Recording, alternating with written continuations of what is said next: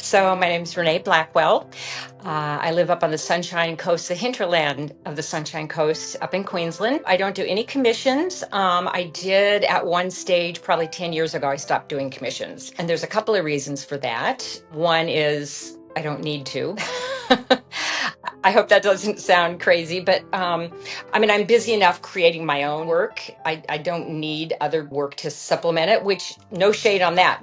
When you get started, you do what you have to do. The other reason it's really, really hard for any artist to get your vision of what you want into my brain and then to create it.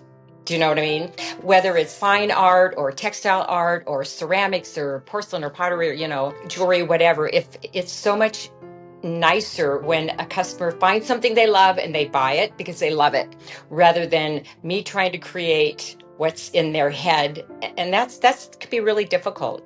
It's easier for me to determine that I've overdone it rather than underdone it. Like, too much, rather than, could I add something else to this and make it more special before I actually set anything or create anything, any finished piece of jewelry. I might play around with it for quite a long time. But on the other hand, sometimes things just snap together and they're like, yep, those things were meant to be together. Let's do that. I would have to say it's my components 100%. And that is why I've spent so much time over the years traveling for my components. I've literally traveled the four corners of the world. I've handpicked every single solitary stone, crystal, charm, vintage or antique button that I use in my jewelry. I've handpicked every one of those. And I would say that's my inspiration. I don't sort of conjure up or sketch out an idea. I go to my components and I then get the inspiration and start from there. It might start with like one stone and then add something, take it away, rearrange, but it usually starts, that way. Perseverance is one.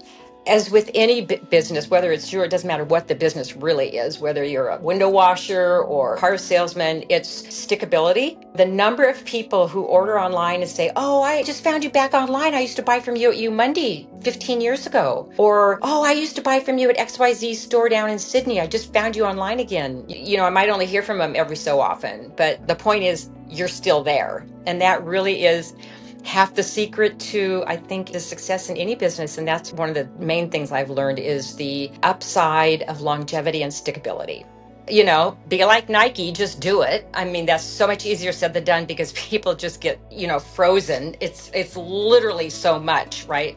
And things do change. Honestly, Liam, is just the hardest thing in the world is to just open it up. And it doesn't matter how silly you sound or how unprofessional you sound. It's better to put something out there and get started than to not. And then the other thing I would say is instead of trying to do all of them, pick one and try to do that one well, like Instagram, just pick one and try to do that well. It's a real challenge because of the oversaturation. It's hard to break through, but it can be done.